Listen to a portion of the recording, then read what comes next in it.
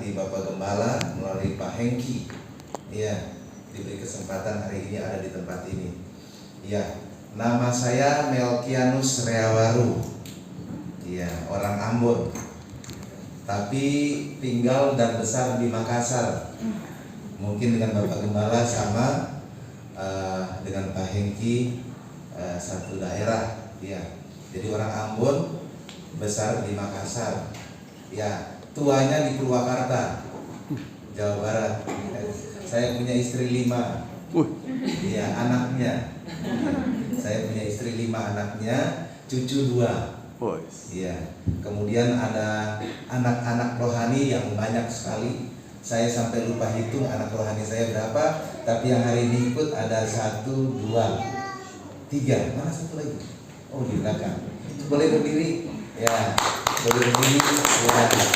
Ini anak-anak rohani saya yang Tuhan kirimkan. Jadi kami dikirimkan kemarin ada 5 anak dan kami tinggal serumah. Jadi kalau berkumpul semuanya ada 10 anak di rumah. Ya, jadi luar biasa Tuhan kirimkan. Tapi mereka anak-anak yang luar biasa karena masih muda. Yang ini umur 22, 23, yang di belakang 45. Ya, yang paling tua anak sulung itu 45. Jadi puji Tuhan dengan berbagai latar belakang. Nah, saya melayani ketemu Pak Hengki itu di Purwokerto melalui seorang teman hamba Tuhan, Ibu Basaria Gultom. Diperkenalkan dan akhirnya bisa sampai sekarang. Ternyata satu daerah dari Makassar tempat tinggal. Jadi sekarang pun saya pulang kampung itu bukan ke Ambon tetapi ke Makassar. Karena orang tua di sana sampai pulang ke rumah bapak semuanya di sana. Jadi sekarang saya sudah anak yatim piatu karena bapak ibu sudah nggak ada. Ya, pasti yatim piatu, umur saya sudah 55. Pasti yatim piatu ya. Jadi bapak ibu sudah nggak ada, tapi masih ada kakak dan adik di Makassar, masih banyak keluarga di sana. Ya, puji Tuhan hari ini oleh kemurahan Tuhan bisa datang ke tempat ini. Itu saja, kita akan langsung kepada firman Tuhan. Kita buka, mungkin bisa ditampilkan Efesus pasal 5.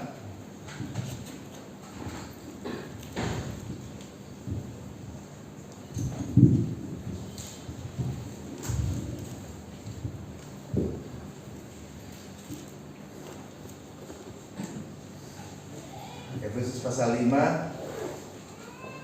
ayat 15, 16 dan 17. Efesus pasal 5 ayat 15, 16 dan 17. Sudah ditampilkan ya? Oke.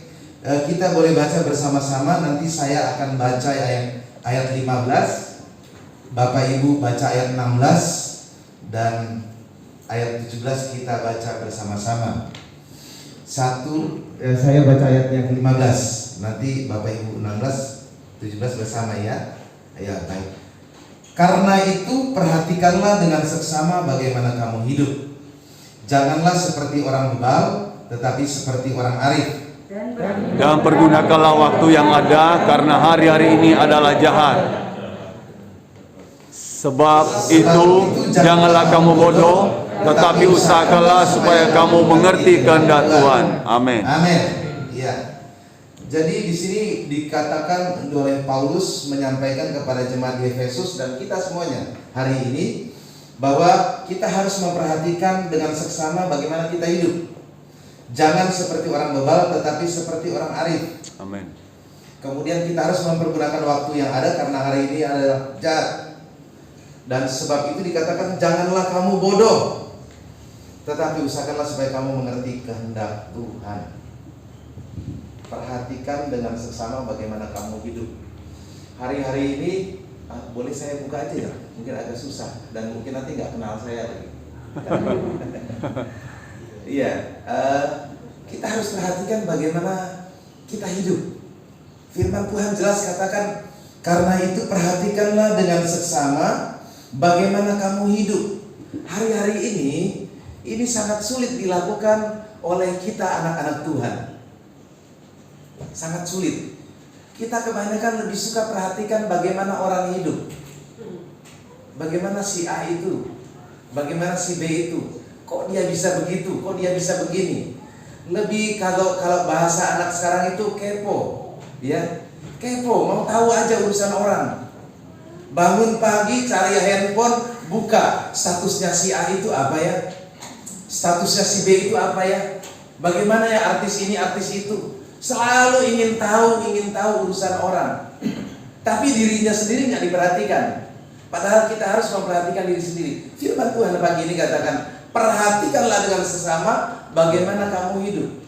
Saya melayani ada banyak sekali, karena saya ini pelayanannya keliling, banyak sekali yang suka telepon, Pak Pendeta bisa nggak saya mau konseling? Boleh. Ada apa? Saya itu kayaknya sudah mulai nggak nyaman dengan gembala saya. Oh, kenapa rupanya? Mulai cerita. Soalnya Pak Gembala itu lebih sayang sama si A, si B, si C. Saya nggak pernah dikasih pelayanan dan sebagainya. Kemudian ada lagi yang lain. Saya sudah nggak nyaman lagi, teman pelayanan ini sudah nggak baik. Biasanya kami pulang gereja, makan bersama, ngobrol dan sebagainya. Sekarang dia sudah nggak lagi. Sudah mulai berasumsi. Dan asumsi itu jahat, Bapak Ibu. Kita berasumsi itu jahat sekali. Kenapa? Kadang-kadang orang lagi nggak tersenyum sama kita, pasti ini sudah mulai benci sama saya. Padahal nggak senyum karena giginya sedang sakit. Bagaimana mau senyum? Sedang sakit gigi, gitu. Atau mungkin dia tersenyum juga, cuma nggak terlihat karena pakai masker. Saya nggak tahu Bapak Ibu senyum atau enggak karena pakai masker itu.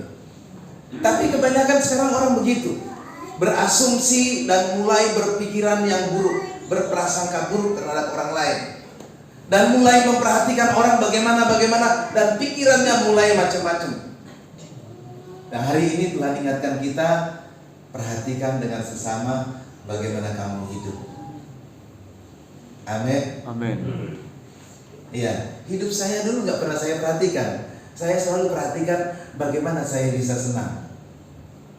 Bagaimana ya saya senang? Saya nggak peduli sama orang. Orang itu mau susah, orang itu mau menderita, orang itu mau merasakan sakit, kecewa, dan putus asa, saya nggak peduli. Ya, saya dulu pembunuh bayaran, saya dulu hamba uang. Jadi saya nggak peduli orang itu punya istri, punya anak, nggak peduli. Karena saya cinta uang, jadi saya disuruh orang, oke, tolong ambilkan kepala si A. Oh iya, saya ambil. Berapa bayarannya? Saya ambil. Saya nggak peduli dia punya istri, dia punya anak. Yang penting saya puas. Jadi tidak peduli, kejam dan sadis. Saya orang Ambon, besar di Makassar. Orang Ambon itu jahat, kasar-kasar, keras, dan hidup di Makassar orangnya kasar. Itu Bapak Gembala ya. Iya. Orang Makassar itu namanya aja Makassar, jadi kasar. Makassar gitu. Jadi kasar. Nah, hidup yang begitu luar biasa ditambah lagi dengan latar belakang bapak saya itu tentara. Jadi orang dulu bilang anak kolong, tinggalnya di kolong terus, gitu. Jadi arogan. Nah, karena pergaulan, bapak ibu yang kesetuan saya lihat di sini semuanya muda-muda ya, nggak ada yang tua, cuma saya yang tua. Nggak ada ya? Oh iya, ada, oh iya. Iya, saya lihat semuanya muda. Nah, kenapa saya bisa begitu? Bapak Ibu yang kasih Tuhan, anak-anak muda semuanya ya. 1 Korintus 15 ayat 33 jelas katakan, janganlah kamu sesat. Pergaulan yang buruk merusakkan kebiasaan yang baik. Amin. Jadi sekarang kalau sudah pergaulannya baik, kebiasaannya baik, jangan bergaul dengan orang yang tidak baik. Karena pergaulan yang buruk jelas merusakkan kebiasaan baik. Bapak ibu saya mengajarkan baik. Dari kecil sudah suruh ke gereja, belajar, sekolah minggu, baca Alkitab, doa dan sebagainya. Tetapi saya salah bergaul. Bergaul dengan pemabuk. Masih kelas 4 SD sudah minum mabuk, minum balo. Ya, Pak Gembala tahu ya. Balo dicampur dengan spiritus, dicampur dengan topi miring, yang topinya miring-miring. Itu dicampur dengan segala macam. Itu. Akhirnya kalau lagi musim durian dicampur durian. Jadi minumlah. Kalau di sana bilang, kalau orang di Makassar, orang di Sulawesi itu minum pakai baskom zaman dulu. Iya, jadi gelasnya satu.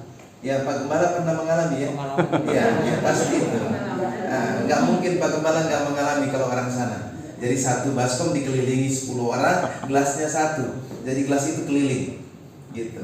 Jadi setiap tiba di giliran kita harus minum sekali tenggak habis. Pakainya gelas cendol dawet yang besar itu. Jadi satu kali tenggak harus habis, keliling sampai giliran. Nanti sampai siapa yang sudah menyerah tergeletak atau pergi, begitu caranya.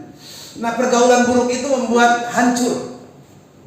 Jadi Bapak Ibu yang biasa hari Minggu ke gereja, hati-hati, ada pergaulan yang suka ngajak mancing, main burung dan sebagainya. Jangan. Ibu-ibu ya, kalau hari Minggu diajak piknik, jangan. Hari Minggu itu datang ke gereja, cari Tuhan. Amin. Amin. Jadi jangan pernah untuk mengikuti kebiasaan orang atau pergaulan yang tidak baik, karena itu merusak.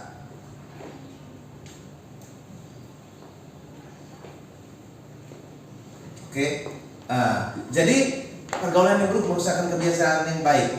Jadi saya menjadi rusak, hancur karena pergaulan. Saya pikir kalau saya cita-cita jadi tentara, saya pikir kalau saya pergi tinggalkan Makassar, saya pasti jadi baik. Oke, saya ambil keputusan, saya berangkat ke Jakarta untuk daftar jadi tentara. Saya tinggalkan Makassar, saya mulai daftar. Ternyata tidak lulus.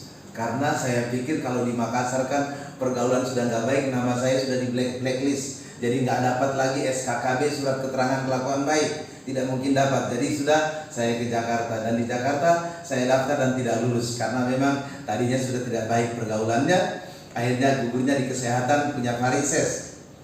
Akhirnya karena tidak lulus masuk lagi polisi gagal juga karena tidak punya uang. Waktu itu tahun 89 diminta 2,5 juta, tidak ada uang. Akhirnya tidak jadi. Udah saya bilang, saya akhirnya terjun bekerja, cari pekerjaan. Tapi karena itu tadi, kita mau pindah kemanapun, kalau sudah namanya lalat, tetap lalat. Yang dicari apa? Tempat sampah, bangkai, kotoran. Itu karakter. Tapi kalau karakternya lebah, itu dia akan mencari taman bunga. Dia akan mencari bunga-bunga yang cantik, dan dia akan mengisap madunya, dan dia akan menghasilkan juga madu. Tapi kalau karakternya lalat, kemanapun pergi nggak ada gunanya.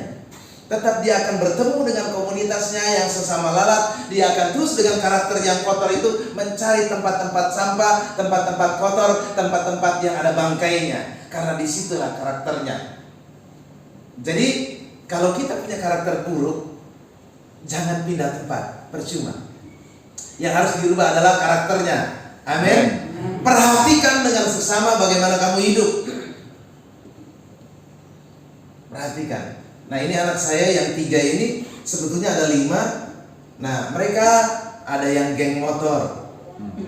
Ya, yang satu nggak ikut, Michael anak bungsu, itu geng motor. Sudah geng motor, bandar narkoba, pemakai narkoba juga. Dia sedang di Jakarta dengan kakak kedua. Nah, jadi geng motor, sampah. Tapi kemudian saya temukan dia dan saya bawa dia direhab, dipindahkan tempat, kemudian karakternya dibentuk. Sekarang sudah melayani bersama. Amin. Anak kedua dari bungsu ini pemakai narkoba berat, umur 22 tahun, tapi dari umur 12 tahun dia sudah pakai narkoba, sabu dan segala macam. Akhirnya puji Tuhan, sekarang ditemukan Tuhan, dibawa direhab, pindah komunitas, karakter diubah. Sekarang jadi bisa melayani. Ya. Yang satu lagi itu, yang yang belakang, itu dia peracik miras oplosan. Ya, peracik miras oplosan. Kalau ada yang pernah di Bandung minum miras oplosan, itu pengusahanya. Umur 23 tahun, tapi dari umur 18 tahun sudah punya perusahaan miras oplosan. Dan dia jual dengan keuntungan, dengan modal 3.000, dia jual bisa 20.000 bahkan lebih. Jadi banyak uang. Tapi akhirnya dikejar-kejar polisi. Akhirnya dia direhab juga, ketemu saya, ikut saya, dan dia pulihkan. Sekarang karakternya sudah menjadi karakter Kristus. Amin. Ditawarkan pekerjaan dengan gaji lumayan, dapat mes, dia nggak mau. Saya mau melayani Tuhan aja. Amin. Usia 23 tahun. Dan mereka 3 anak ini yatim piatu. Gitu. Jadi sekarang si tidak yatim piatu lagi, sudah ikut dengan saya. Dia punya papa dan mama yang baru. Puji Tuhan oleh anugerah Tuhan. Kalau yang satu lagi, yang kakak kedua itu bandar narkoba, pemain judi, dan bajingan perempuan sama kayak saya. Saya sampai sekarang itu suka sekali sama perempuan. Saya nggak suka sama laki-laki. Apalagi Pak Gembala, maaf Pak Gembala, saya nggak suka sama Pak Gembala. Saya suka sama perempuan, tapi istri saya. Nah, kalau yang perempuan lain nggak. Ada di sini yang suka sesama? Enggak, jangan ya, jangan. Iya, beberapa kali di Bandung, di kota Jakarta, ditemukan sekelompok pemuda yang sedang pesta, dan itu pestanya pesta narkoba dan pesta seks, tetapi sesama jenis.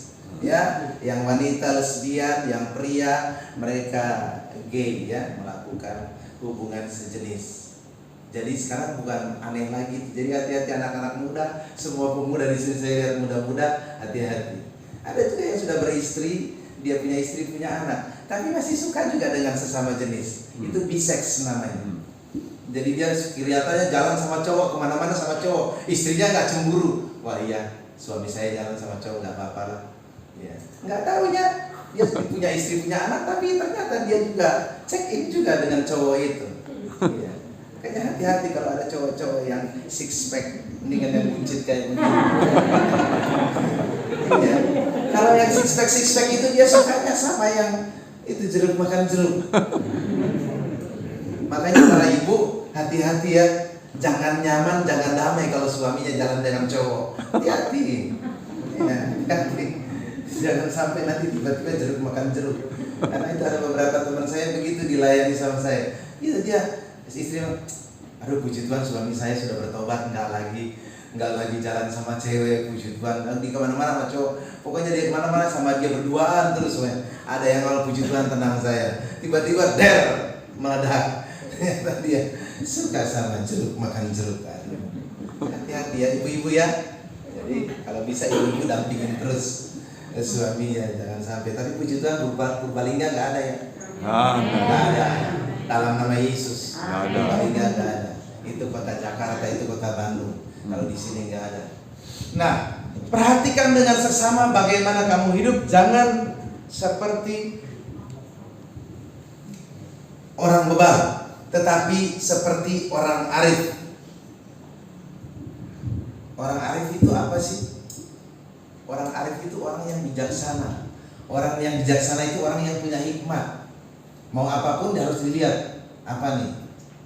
Ya terutama kalau ada datang tetangga nih, minjem duit. Aduh, mulai arif nih. Apa nih? Saya dikatakan goblok oleh beberapa teman. Karena setiap ada orang datang, padahal saya bukan orang kaya, tapi banyak yang datang minta bantuan. Saya selalu kasih. Bahkan sampai ketika nggak punya uang, saya pinjam ke anak saya. Pak, hati-hati loh Pak. Enggak apa-apa, Papa yang tanggung jawab. Bener aja kejadian. Sampai hari ini nggak dibayar. Akhirnya saya harus bayar ke anak saya, bayar cicil gitu. Makanya teman-teman saya bilang, aduh Pak Pendeta ini karena akrab banget kan, itu namanya bego alias goblok katanya. Karena teman ya dia memang nggak apa-apa, memang iya betul. Itu namanya kurang arif, kurang bijaksana. Kalau orang datang lihat dulu. Pernah sekali sudah habis baru juga 3 hari ketemu kata, Pak itu kemarin si A itu yang kemarin dari Bapak minjem duit ya. Iya.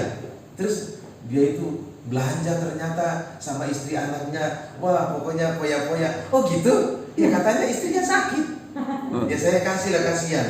Tapi itulah kurang hikmat. Jadi hati-hati Bapak Ibu, kalau ada orang yang minta bantuan atau orang apa, harus pakai hikmat. Itu namanya kita arif. Ya. Jadi jangan seperti orang bebal.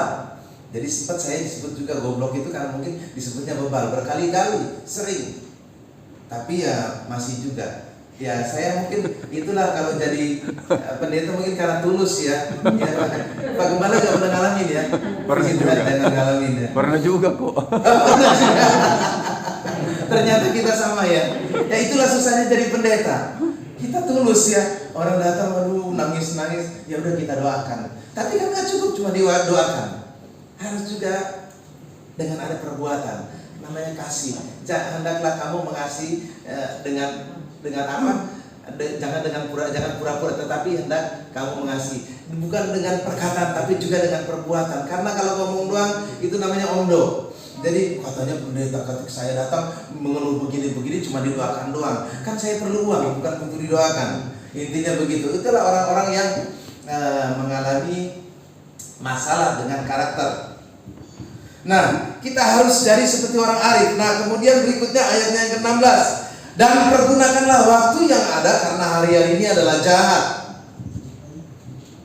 Ada teman saya, orang Toraja, dari SD bersama, SMP sampai SMA bersama. Nah, setelah kuliah, dia kuliah, saya mentok, nggak kuliah. Nah, jadi dia kuliah di Makassar di pelayaran. Kemudian dia sukses. Setelah sukses, dia keluar negeri karena kapalnya keluar negeri kemana-mana. Saya di Jakarta, saya nggak sukses. Nah, waktu saya sudah bertobat, kemudian dia ajak saya, waduh saya pulang nih, yuk kita ke Jakarta yuk. Dia undang, dia siapkan hotel dan sebagainya. Dia tawarin saya minum, dia kasih semua minum-minuman yang merek-mereknya mahal semuanya. Saya bilang, saya minta Coca-Cola aja. Jangan gitulah, jangan munafik. Saya tahu kamu. Enggak, saya bilang betul enggak. Saya dikata-katain goblok. Memang orang ikut Tuhan itu goblok. Saya enggak, saya bilang. Nah, pada akhirnya hari itu saya menang. Dia bilang, serius. Saya bilang, saya sudah melayani, enggak mau lagi. Berikutnya diajak lagi. Kedua kali tahun berikutnya diajak lagi. Saya juga enggak mau. Yang keduanya dia ikut, dia tawarin wanita juga. Karena dulu waktu kami masih sekolah, kami bersama. Jadi saya nggak mau tutupin di sini semuanya anak-anak muda ya. Waktu kami dulu di sana sekolah bersama, kami seks bebas bareng, bahkan satu ruangan gitu. Dia dengan wanitanya, saya dengan wanitanya, kami bersama. Jadi dia bilang, kamu nggak usah munafik. Saya tahu kamu, oke, saya bilang, tapi enggak. Itu sudah saya bayar loh. Tinggal kamu pakai aja tuh, check in silakan. Enggak, saya bilang terima kasih. Sudah dibayar, puji Tuhan, itu rezeki dia. Tapi saya enggak mau. Dia terus kata-katain saya goblok karena akrab sekali dari SD, SMP, SMA. Nah, saya bilang udah, waktu Tuhan itu jangan sombong karena kamu masih muda, banyak uang. Orang bisa mati kapan aja. Dia bilang, masih muda, nanti lah kalau tobat umur 60-an. Saya bilang, memang tahu kalau mau umur 60? Enggak tahu kan? Iya, tapi pokoknya nanti aja lah kalau udah tua. Kita orang tua kita juga tobatnya sudah umur segituan, 6 bulan. Oh ya udah kalau begitu. Nah, berikutnya kemudian malam-malam istrinya telepon saya. Pak Pendeta, mau nangis-nangis kenapa? Berantem ya? Selingkuh ya? Ketahuan apa dan sebagainya? Enggak. Sudah pulang katanya, meninggal. Di mana meninggalnya? Di kamar hotel, di atas perempuan meninggalnya. Dan bukan di atas istrinya, meninggalnya di atas perempuan lain. Overdosis, narkoba, miras, dan obat-obat segala macam. Akhirnya sedang berhubungan dengan wanita lain di kamar hotel, meninggal.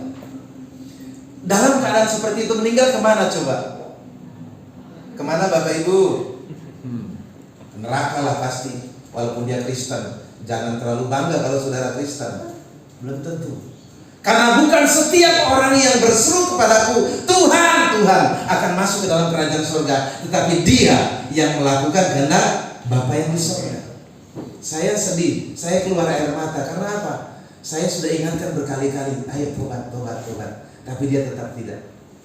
Orang pelaut, apalagi ya kapten kapal, uangnya banyak. Jadi setiap pelabuhan pekerjaannya itu cari perempuan.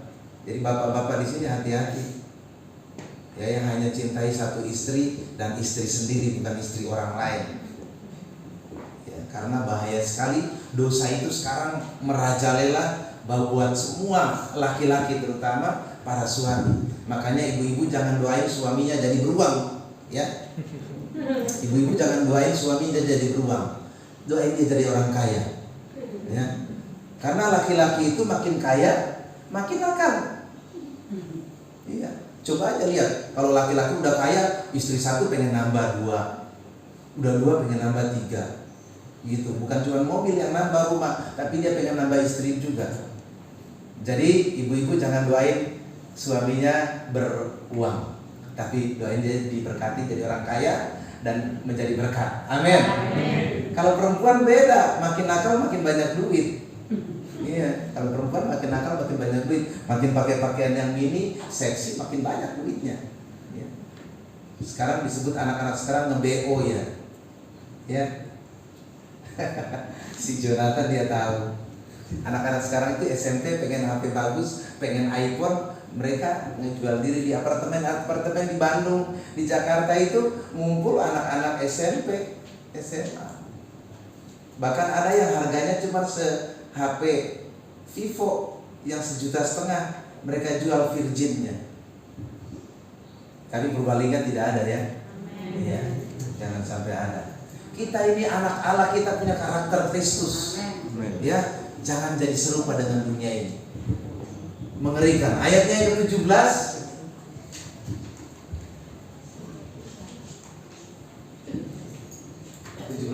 Kemana itunya? Sebab itu janganlah kamu bodoh, tetapi usahakanlah supaya kamu mengerti kehendak Tuhan. Kita harus mengerti kehendak Tuhan. Kehendak Tuhan buat kita apa sih? Kehendak Tuhan buat kita itu supaya kita menjadi pewaris kerajaan surga. Amin. Amin. Tujuan Tuhan untuk kita semuanya adalah kita mewarisi kerajaan surga. Karena Yesus sudah datang ke dunia, mati dan bangkit untuk kita supaya kita beroleh hidup. Dan kita akan mewarisi kerajaan surga itu. Tapi karakter pewaris adalah harus menjadi murid. Saya lihat perjalanannya Ratu Inggris itu, dari anaknya sampai cucunya itu, ketika mau mewarisi itu masih umur 2 tahun sudah diserahkan kepada guru-guru yang hebat. Diajar bahasa, diajar tentang karakter, dibentuk mereka dari sejak kecil. Kenapa harus dipersiapkan seorang putra mahkota ini? Karena mereka nantinya akan mengambil alih, mewarisi kerajaan dan memerintah satu kerajaan. Kita ini adalah pewaris kerajaan surga yang nantinya akan memerintah bersama-sama dengan Kristus. Amin. Tapi kalau kita nggak punya karakter itu, susah. Jadi sekarang kita harus jadi murid. Jadi murid tugasnya apa? Belajar. Belajar, belajar, dan belajar. Belajarnya apa sih? Baca Alkitab. Tapi yang jadi masalah sekarang, orang-orang Kristen ini baca Alkitab nggak kuat. Tapi kalau ngadepin AP itu chatting dan sebagainya, itu bisa 6 jam bahkan 8 jam. Apalagi yang pemain game, itu main game bisa dari pagi sampai pagi lagi kuat. Tapi kalau baca Alkitab 5 menit sudah ngantuk. Ini bukan pewaris kerajaan surga berarti, tetapi pewaris neraka. Kalau pewaris kerajaan surga itu dia harus berlatih, dia harus dikarantina, dia harus belajar sungguh-sungguh. Murid. Karena nantinya dia akan memerintah. Jadi kalau dari sekarang Bapak Ibu yang malas-malas baca Alkitab, tidak mau melayani, tidak ke gereja, itu berarti tidak akan jadi pewaris kerajaan surga. Karena pewaris kerajaan surga itu harus pintar, harus cerdas, harus punya hikmat. Ya, saya bersyukur Tuhan tangkap saya. Jadi salah satu orang yang masuk penjara dan mengucap syukur itu saya. Ya, terakhir karena perbuatan saya itu, saya ditangkap, dimasukkan penjara dan hukumannya mati. Tapi saya bersyukur, karena kalau saya tidak masuk penjara, saya tidak akan ketemu Tuhan. Saya dari perut ibu saya sudah Kristen, tapi tidak secara ketika sudah lahir dan hidup sampai umur 38 tahun itu hidupnya jauh dari Tuhan. Nah, ketika saya ditangkap, dimasukkan penjara, hukuman mati, saya bersyukur. Karena apa? Saya ketemu Tuhan. Jadi Bapak Ibu, Tuhan panggil kita itu ada 4 cara. Yang pertama, Tuhan buat hancur dalam rumah tangga. Yang kedua, Tuhan buat bangkrut. Yang ketiga, Tuhan buat sakit. Yang keempat, Tuhan buat masuk penjara. Kalau kita tetap tidak mau juga, maka selesai. Tuhan tidak akan beri kesempatan lagi. Saya melayani banyak sekali orang sakit, orang yang di penjara, dan mereka semuanya bilang, saya mau sembuh, saya mau bebas. Anak rohani saya banyak sekali yang hukuman mati dan masih di penjara. Ada yang di Kedung Pane Semarang, ada yang di Cipinang, ada yang di Bogor, ada yang di Bandung, hukumannya mati. Mereka bilang saya pengen hidup. Ada yang sakit di rumah sakit. Bahkan nanti hari Rabu ini kami akan melayani satu yang divonis kanker otak dan hidupnya tinggal beberapa hari lagi. Kami berdoa kemarin ya dengan Yonatan Yoel, kami berdoa, Tuhan izinkan kami bertemu dulu. Karena dia sudah divonis 3 bulan lagi, waktu bulan Agustus 3 bulan lagi meninggal karena kanker otak. Sudah seperti mayat hidup. Tapi ketika dia bisa ngomong, dia bilang, saya pengen hidup, saya pengen melayani. Padahal dokter sudah vonis, dokternya belak-belakan, udah kamu udah siapin aja karena kamu pasti mati. Sebentar lagi, hanya 3 bulan waktu. Orang yang sakit sudah divonis mati, mereka pengen hidup. Orang yang di penjara sudah divonis mati, mau hidup.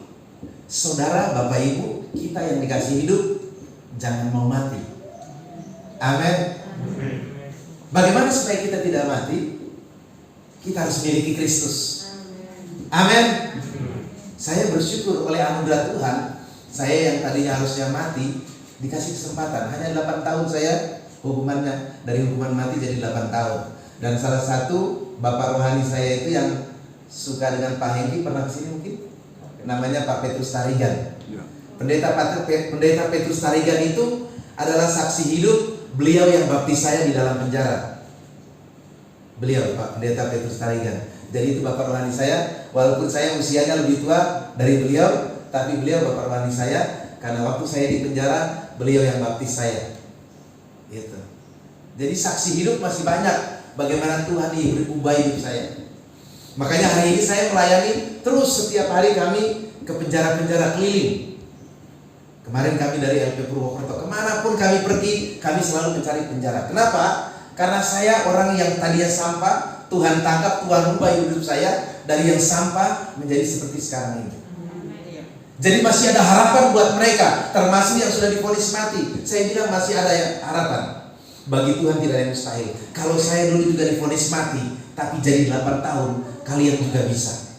Satu hal, jika Tuhan berkenan. Karena bukan kehendak kita. Amin. Satu hal kita harus bertobat sungguh-sungguh. Toh yang di luar penjara maupun yang di dalam penjara, kita juga pasti mati kok. Ya. Pasti akan mati. Karena kematian itu satu keniscayaan buat kita semuanya. Karena kalau nggak mati, kita nggak bisa ketemu Tuhan.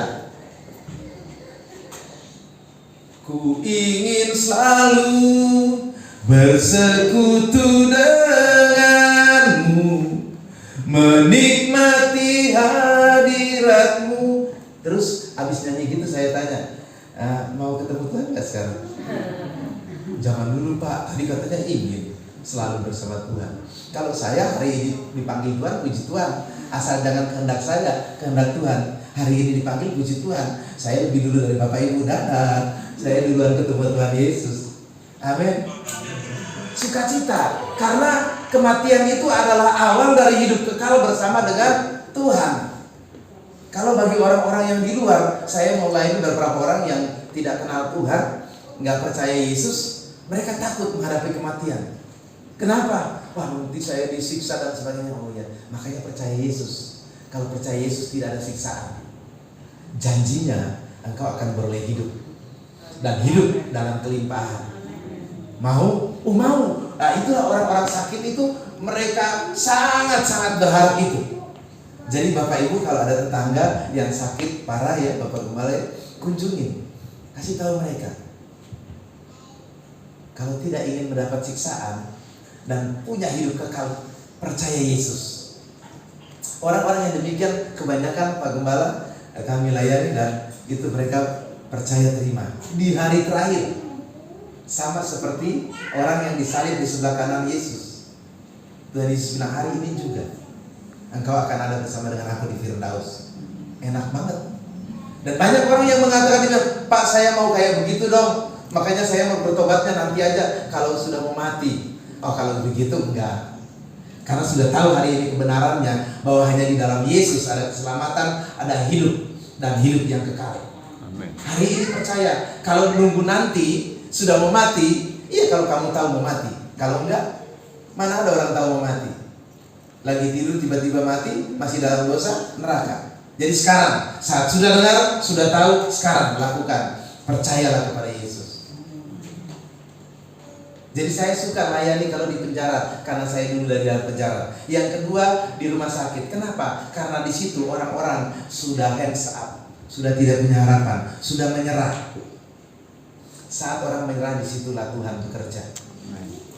Makanya saya dulu Pak Pendeta, Pak Gembala ya, pendeta silih berganti datang. Dulu saya gerejanya gereja GPIB, Gereja Protestan Indonesia Bagian Barat. Itu pendeta setiap minggu datang, kadang 2 minggu sekali pasti datang. Ayo Pak ke gereja, ayo datang doakan. Iya Pak, besok saya datang. Pendeta pulang, besok saya kemana? Bahkan pernah pendeta datang, dia sudah, wah istri, Pak itu pendeta datang. Oh iya, saya keluar lewat belakang. Saya pergi bilang aja nggak ada ya. Malas. Orang yang masih punya dosa itu malas ketemu pendeta. Jadi Bapak Ibu di sini jemaat, kalau ada yang Pak Pendeta sama Ibu Pendeta Gembala mau datang kunjungan terus pergi kabur, berarti itu masih banyak dosanya. Iya. Ya, jadi kelihatan dari buahnya ya Pak Gembala ya. Jadi harusnya jangan kabur saat pendeta datang. Kalau perlu Pak Gembala, Bu Gembala, tolong dong nanti datang ke rumah saya mau masak ini. Nah, Bapak datang ya sama Ibu datang. Undang. Bukannya pendeta datang kabur kayak saya dulu. Nah itu masih banyak kejahatan dan masih tetap hidup di dalam kegelapan. Jadi di tempat ini nggak ada ya, nggak ada ya, nggak ada yang ngaku atau nggak ada? Nggak ada ya, puji Tuhan. Iya, kalau di kota-kota itu banyak sekali, termasuk saya dulu pendeta datang selalu menghindari. Dan saya nggak pernah mimpi untuk jadi pendeta Pak Gembala. Mimpi aja nggak pernah, apalagi cita-cita nggak ada. Tapi ketika Tuhan memang sudah panggil kita dari dunia, makanya Efesus 1 itu ayat 4, kita sudah dipilih sebelum dunia dijadikan. Amin. Tapi pilihan itu bisa saja berubah karena kita diberi free will atau kehendak bebas. Bisa kita percaya Yesus, bisa kita taat dan setia, bisa juga kita memberontak. Yang memberontak jangan berharap akan masuk ke dalam kerajaan kekal, kerajaan Tuhan dan Juru Selamat kita, Yesus. Jadi hari-hari ini, mari perhatikan dengan sesama bagaimana kita hidup. 1 Yohanes 2 ayat 6 katakan, barang siapa mengatakan ia ada di dalam dia wajib hidup sama seperti Kristus telah hidup. Amin. Amin. Nah, Kristus hidup seperti apa? Kristus hidup itu pagi-pagi sudah bangun. Saya nggak tahu kalau Pak Gembala di sini, tapi saya percaya pasti pagi-pagi bangun ya Pak Gembala ya. Dan paginya itu bukan pagi jam 7, paginya itu pagi jam 4, paling lama jam 5 ya Pak Gembala ya. Kalau Pak Hengki malah jam 1 paginya. Iya. Pagi-pagi buta sebelum ayam berkokok sudah bangun mencari Tuhan. Yesus pun demikian, pagi-pagi buta sudah bangun mencari Tuhan. Kemudian setelah itu pagi-pagi, setelah muncul matahari dia pergi berjalan memberitakan Injil kerajaan sorga, melepaskan orang-orang yang terikat, memberi makan orang yang lapar, menghibur orang yang berduka, membangkitkan orang yang mati, menyembuhkan orang-orang yang sakit. Setelah itu kembali apa? Malam hari dia kembali berdoa. Nah itu yang kami lakukan dengan anak-anak ini. Ada siapa berdiri? Jonathan. Ini Jonathan 22 tahun, Yoel berdiri 23 tahun. Kemudian kakak tertua Yakobus 45 tahun ini juga. Kami tiap hari, karena kami tinggal satu rumah, kami tinggal bersama. Jadi setiap pagi kami berdoa bersama, memuji menyembah Tuhan. Kemudian kami berdiskusi firman Tuhan. Mereka pintar-pintar. Tadi malam saya bilang harusnya Yoel yang gantikan Papa untuk khotbah, tapi dia belum siap. Iya, karena mereka sudah pintar-pintar semuanya. Itu yang kami lakukan. Pagi doa, pujian, penyembahan, baca firman Tuhan, kemudian mendiskusikan firman Tuhan itu. Jadi setelah doa, pujian, penyembahan, baca firman, diskusikan firman, tetapi yang terpenting, yang terakhirnya adalah melakukan firman Tuhan itu. Kami tiap hari pergi pelayanan dari penjara ke penjara. Tapi kami pulang dari penjara nggak pulang kayak kemarin. Kami pulang dari penjara, kami tidur. Tapi kalau kami di sana, kami pulang dari penjara, kami nggak pernah pulang. Keliling, kunjungan sampai malam lagi. Jam setengah 12 malam baru selesai, pulang, sampai di rumah sudah jam berapa. Besok begitu lagi. Itu yang gaya hidupnya Yesus. Yesus lakukan itu dan kami belajar mau lakukan itu. Saya ajar mereka, anak-anak yang saya ajar, ayo lakukan itu. Karena saya bilang, jangan kalian sombong umurmu 22 tahun. Jangan kalian sombong umurmu 23 tahun. Kematian tidak tunggu usia tua. Amin. Kematian tidak tunggu orang sakit.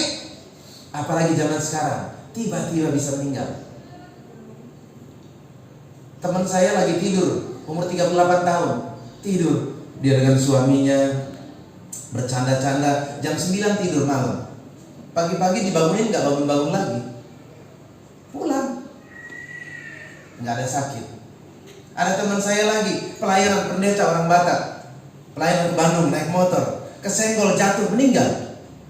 Umur 36 tahun. Jadi kematian itu tidak tunggu usia tua, tidak tunggu sakit. Hidup ini adalah kesempatan. Amin. Ada lagunya, hidup ini adalah kesempatan. Hidup ini untuk melayani Tuhan. Jangan sia-siakan waktu yang Tuhan beri. Hidup ini harus jadi berkah. Oh Tuhan, pakailah hidupku selagi aku masih kuat. Bila saatnya nanti pulang ke rumah Bapa, hidup ini sudah jadi berkah. Jadi kalau nanti pulang ke rumah Bapak, kita ini sudah berdampak buat banyak orang, jadi berkat. Amin. Ini kesempatan. Jadi ini, sebab itu janganlah kamu bodoh, tetapi usahakanlah supaya kamu mengerti kehendak Tuhan. Apa kehendak Tuhan? Sekali lagi saya katakan, kehendak Tuhan bagi kita adalah mewarisi kerajaan surga. Itu tujuan Tuhan buat kita. Makanya sekarang Tuhan persiapkan kita, ikuti proses ini. Saya jalani di penjara itu dengan sukacita. Saya jalani setiap hari ibadah, bahkan kadang-kadang satu hari 3 kali. Saya nikmati itu. Karena saya tahu dulu saya setahun sekali ke gerejanya. Hanya kalau Natal datang ke gereja, habis itu hilang. Di sini ada nggak yang seperti itu? Nggak ada ya? Nggak ada yang ngaku apa gimana nih? Iya. Jangan ikuti saya dulu. Wah itu. Akhirnya ketika diproses Tuhan, setiap hari ibadah dan satu hari bisa 3 kali oleh anugerah Tuhan. Dan sekarang saya latih anak-anak ini, ayo kita lakukan terus. Karena itu adalah modal kita. Karena kita nggak tahu Bapak Ibu, lagi jalan, lagi tidur, lagi duduk, lagi makan, bisa saja kita tiba-tiba dipanggil Tuhan.